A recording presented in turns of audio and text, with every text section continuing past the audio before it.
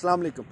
पाकिस्तान में हम निज़ाम तालीम पर बहुत सी बातें सुनते हैं, बहुत सी बातें करते हैं। हम सबको लगता है कि निज़ाम तालीम में बहुत सी ख़राबियाँ हैं और इस तालीम के सिलसिले में तरबियत का फ़ुक़दान है, इस तालीम के सिलसिले में रहनुमाई का फ़ुक़दान है, इस तालीम के सिलसिले में बहुत कुछ ऐसा है जो कि बच्चों के ज़हन को जला बख्शने के लिए, ज़हन खोलने के लिए, उनको तहक़ीक़ पर आमादा करने के लिए होना चाहिए, लेकिन नहीं है। अब इसमें आप और हम क्या कर सकते हैं? हम फ़ौरन इस सारे निज़ाम को आप या मैं शायद नहीं बदल सकते, लेकिन कुछ काम ऐसे हैं जो आप और हम कर सकते हैं। अब उसमें पहला काम ये है कि हम बच्चों को कुछ इस तरह के सवालात, कुछ इस तरह की बातें सोचने पर आमादा करें जो कि उनकी तख़य्युल को खोलें, जो कि उनके ज़हन को इस तरह से जला बख्शें कि उनको नए से नए पहलू किसी बात को जानने के, समझने के और उस बात को किसी और रुख से देखने पर आमादा तो कर सकें। हमारे एक दोस्त हैं जो कि इसी निज़ाम तालीम के हवाले से अक्सर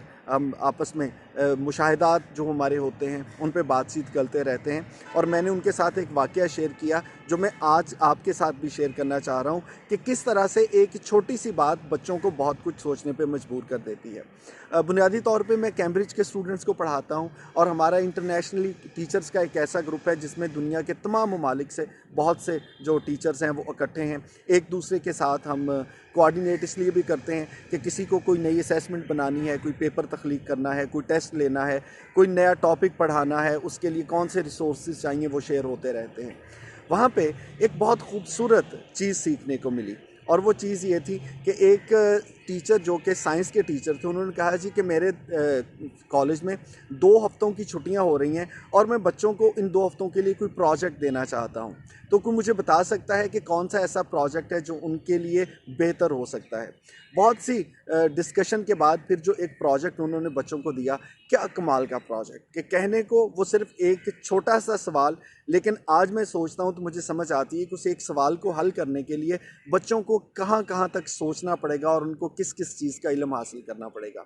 बात हो रही थी खलाइक तहकीक की, और अपने साइंस के स्टूडेंट्स को उन्होंने एक सवाल दिया कि अगर कोई खलानवर्द यहाँ से चाँद पर जाता है और उसकी चाँद पर मौत वाक़ हो जाती है, अब उसके जिस्म को वहाँ से वापस तो नहीं लाया जा सकता, तो बताइए कि उसके जिस्म के साथ क्या होगा। अब ये एक छोटा सा सवाल जिसके उन्होंने 50 नंबर मुख्तस किए और उस पर तालिब इल्मों को कहा कि आपने तहकीक करनी है और इसका जवाब ढूंढ के लाना है। और मैं सोच रहा था कि इसके लिए उन तालिब इल्मों को कितनी रिसर्च है जो करनी पड़ेगी। इसमें शायद केमिस्ट्री भी आएगी, इसमें बायोलॉजी भी आएगी, शायद कहीं ना कहीं फिज़िक्स का भी किरदार इसमें होगा, और इतने मज़ामीन को कितने रुख से उनको ढूंढ के जवाब तलाशने की कोशिश करनी है कि अगर वो बॉडी वहाँ पर होगी जो कि अब डेड बॉडी है तो उसमें डिकम्पोजिशन होगी तो कैसे होगी, वहाँ पे हवा है नहीं है, अगर ऑक्सीजन नहीं है तो फिर उसके मामलात क्या होंगे, कितना टाइम लगेगा। और ये वो सारी चीज़ें थी जो कि बच्चों को सोचने पर, तख्लीक पर, तहकीक पर मजबूर करेंगी। अब आप और हम जो हैं, मुझे लगता है इस बात को मानने में कोई आर नहीं होनी चाहिए कि हमारे यहाँ इस तरह के सवालात और इस तरह की तख्लीक और इस तरह की तहकीक और इस तरह के कामों के लिए शायद हमने कभी सोचा नहीं है। और हम आज भी बच्चों को जब होमवर्क देते हैं तो वही तरीका होता है कि लगे बंधे सवाल हैं, 4 सवाल दे दिए, आप इसको नोटबुक से कॉपी करके ले आएँ, आप इसको मेमोराइज़ करें, रट्टा लगाएं, याद करके ले आएँ। और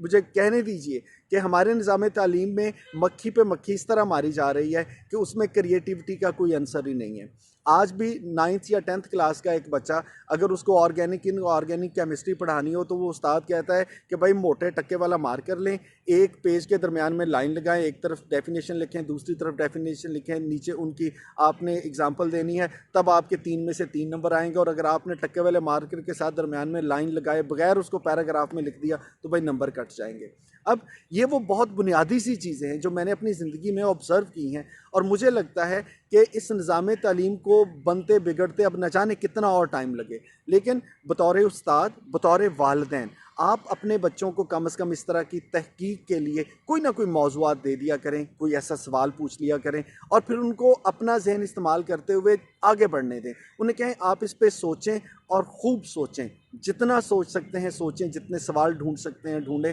اور آج کل علم حاصل کرنا کوئی مشکل نہیں ہے, ہر بچے کے پاس موبائل ہے, کہیں نہ کہیں انٹرنیٹ تک رسائی ہے, گوگل اور دوسرے سرچ انجنز پہ بہت کچھ ہے جو اویلیبل ہے. ان کو تحقیق کرنے دیں, اس سے ان کا دماغ کھلے گا, اور جب دماغ کھلے گا وہ خود کچھ سوچنے کے قابل ہوں گے, تو یقیناً وہ اپنی زندگی کے لیے, اس معاشرے کے لیے مفید شہری بھی ہوں گے, اور کچھ اچھا سوچنے کی صلاحیت بھی ان میں پیدا